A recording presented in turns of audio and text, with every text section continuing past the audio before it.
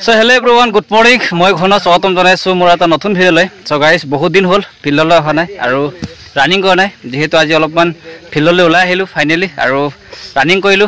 বহুত দিন ৰানিং কৰা নাই যেহেতু এটো কাৰণে অলপমান ভাগৰ লাগিছে আৰু 4 পাক মান 5 পাক মান মাৰিলো, বেছি নহয়। আৰু আজি ফিল্ডখনলৈ আহি মনটো ভাল লাগিছে যেহেতু আমাৰ লগৰকেইটা এতিয়াও অনুশীলন চলাই আছে। ৰিটেনিও দিছিলে, ভাইবাও দিছিলে, কিন্তু ফাইনেল মেৰিট লিষ্টৰ কাৰণে কিছুমান পইণ্টৰ কাৰণে থাকিবলগীয়া হৈছে। চ' সেই পইণ্টৰ কাৰণে এতিয়াৰ পৰা চেষ্টা কৰিছে, যিহেতু আমাৰ মুখ্যমন্ত্ৰী ডাঙৰীয়া কোৱা অনুসৰি যিটো আমাৰ নৱেম্বৰ মাহত আমাৰ আহি আছে নিউ ভেকেঞ্চি। আৰু যিটো আপোনালোকে নিশ্চয় জানে যে আমাৰ CM ডাঙৰীয়াই যিটো কথা কয়, এই কথাবিলাক যিটো সেই কোৱা ধৰণে যিবিলাক কাম কৰি যায় আৰু ইতিমধ্যে আপোনালোকে দেখিছেও যি কৈছে সেইবিলাক হৈ গৈছে। আৰু বিশেষকৈ আমাৰ চাকৰিৰ ক্ষেত্ৰত যোনসকল ল'ৰা ছোৱালী যিটো নিবনুৱা যুৱক যুৱতীৰ কাৰণে যিবিলাক পদক্ষেপ লৈছে, তো লক্ষণীয় হৈ পৰিছে সঁচাকৈ। আমিও প্ৰাউড ফিল কৰিছোঁ, যিহেতু আমিও এখন চৰকাৰ নথকা হ'লে আমিও এনেকুৱা এটা সুবিধা নাপালোহেঁতেন। আৰু আপোনালোকে চেষ্টা কৰক এখন চৰকাৰৰ দিনতে কিবা এটা নহয় কিবা এটা নিজৰ ল'বৰ কাৰণে, সুবিধা এটা ল'বৰ কাৰণে আপোনালোকে চেষ্টা কৰক।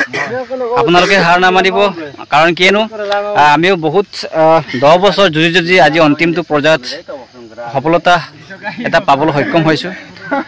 এইটো নিজৰ ওপৰত আপোনালোকে বিশ্বাস ৰাখক, সদায় আপোনালোকে কষ্ট কৰক, আনে যি কওক বা নকওক কোনো কাণ সাৰ নিদিবি, নিজৰ কৰ্মত আপোনালোকে মনোযোগ দিব। সদায় যেনেকৈ প্ৰেক্টিছ কৰিছিলে এবছৰ নহ'ল বুলি, বা কিছুমান নতুন যোনসকল নতুন এবছৰ এপ্লাই কৰিবলৈ যোনসকলৰ এইবছৰ বয়স হৈছে, নৱেম্বৰ মাহত আহি আছে, আপোনালোকে চিন্তা কৰিবলগীয়া নাই। আহিব বুলি কৈছে, আহিবই, নিশ্চয় আহিব। ভেকেঞ্চি নিউ ভেকেঞ্চি আহিবই। ফৰেষ্ট বেটেলিয়ানেই হওক বা আসাম পুলিচৰে হওক, যোনসকল ডিফেন্সৰ কাৰণে প্ৰিপেৰেশ্যন চলাই থাকে বা যোনসকল ডিফেন্সত যাবলৈ মন কৰি থাকে, সেইসকলক মোৰ ফালৰ পৰা আপোনালোকক এটাই অনুৰোধ, যাতে আপোনালোকে কষ্টটো কৰি থাকক, যিহেতু আমিও কষ্ট কৰা হয়। আৰু সেইকেইটাও ইমান ধুনীয়াকৈ ৰানিং কৰে, কিন্তু এটা কথা আজি সেই ভিডিঅ'ত আপোনালোকক মই ক'ব বিচাৰিছোঁ, যিহেতু আপোনালোকে ৰানিং কৰক, লগতে আপোনালোকে লং জাম্পটো বেছি ফ'কাছ কৰক। আৰু যদি আপোনালোকে আসাম পুলিচৰ চাকৰি এটা ল'বৰ কাৰণে বহুত কষ্ট কৰিবলগীয়া হয়, কাৰণ আমি যিটো এতিয়া কৰি এতিয়া আমাৰ যিটো অভিজ্ঞতা হৈ গ'ল, যিটো ৰানিং যিমান কৰক তাতকৈ বেছি আপোনালোকে লং জাম্পত প্ৰেক্টিছ কৰক। কাৰণ লং জাম্প যদি আপোনালোকে পুলিচত যদি আপোনালোকে চাকৰি ল'ব বিচাৰে, তেনেহ'লে আপোনালোকে লং জাম্প এক্সেলৰ মতে আপোনালোকৰ 110% আপোনালোকে লং জাম্প এক্সেলে মাৰিব লাগিব, চিনাপ এক্সেলে মাৰিব লাগিব। আৰু ৰানিংটোতো আপোনালোকে লাগে, ৰানিংটোতো কৰিবই লাগিব। ৰানিঙৰ লগতে আপোনালোকে বেছিকৈ ফ'কাছ কৰিব লং জাম্পত। আৰু লং জাম্প সেই ফিজিকেল আপোনালোকে সকলোবিলাক কৰাৰ পাছত আপোনালোকে অলপ ফ'কাছ কৰিব লাগিব পঢ়াত। আৰু পঢ়াত নহ'লে আপোনালোকে আসাম পুলিচৰ চাকৰি ল'বলৈ নোৱাৰিব। কাৰণ আমি যিটো বহুত বছৰ হ'ল, 10 বছৰ এতিয়া আমাৰ চাকৰি জীৱনত বহুত ধৰণৰ ঘাত প্ৰতিঘাত পাইছোঁ আৰু বহুত চাকৰি ইণ্টাৰভিউ দি পাইছোঁ, কিন্তু আসাম পুলিচৰ নিচিনা মানে ইমানখিনি কষ্ট পোৱা নাই।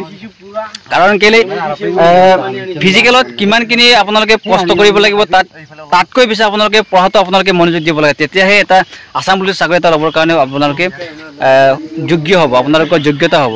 নহ'লে আপোনালোকে আসাম পুলিচত অকল দৌৰি থাকিলে আপোনালোকে চাকৰি নহ'ব। চাকৰি হ'বলৈ হ'লে আপোনালোকে ৰানিং কৰিব লাগিব, লং জাম্পটো এক্সেলেণ্ট মাষ্ট বি কৰিব লাগিব, আৰু লগতে আপোনালোকে পঢ়াত আপোনালোকে মন দিব লাগিব। নহ'লে আসাম পুলিচৰ চাকৰি লোৱাটো ইমান সহজ নহয়। তো আপোনালোকক মই সেইটোৱে ক'ব বিচাৰিছোঁ আজি সেই ভিডিঅ'টোত। আপোনালোকক মই আৰু নেক্সট ভিডিঅ'সমূহত কেনেধৰণে কি প্ৰস্তুতি কেনেকৈ চলাব লাগে আপোনালোকক মই মোৰ যিমান পাৰোঁ নিজৰ অভিজ্ঞতা ফালৰ পৰা, যিটো সৈন্যৰ পৰা যিটো আৰম্ভ কৰা হয়, আমিও যিটো একো নোৱাৰিছিলোঁ, লং জাম্প মাৰিব পৰা নাছিলোঁ, ৰানিং কৰিব পৰা নাছিলোঁ, সকলোৱে জানে কিমান কষ্ট কেনেকৈ কৰিছিলোঁ। তো আপোনালোকক মই নেক্সট ভিডিঅ'ত সেই সকলো কথা আপোনালোকক মই ক'বলৈ চেষ্টা কৰিম। চ' আপোনালোকে যদি এতিয়ালৈকে চাই ভিডিঅ' ছাবস্ক্ৰাইব কৰে, তেনেহ'লে ছাবস্ক্ৰাইব কৰি ল'ব, আৰু ভাল লাগিলে আপোনালোকে লাইক শ্বেয়াৰ কৰি দিব, যাতে এনেকুৱা ভিডিঅ'সমূহ পাই থাকিবৰ কাৰণে। বাই বাই, আৰু লগ পাম নেক্সট এনেকুৱা ভিডিঅ' যোগেদি। জয় অসম।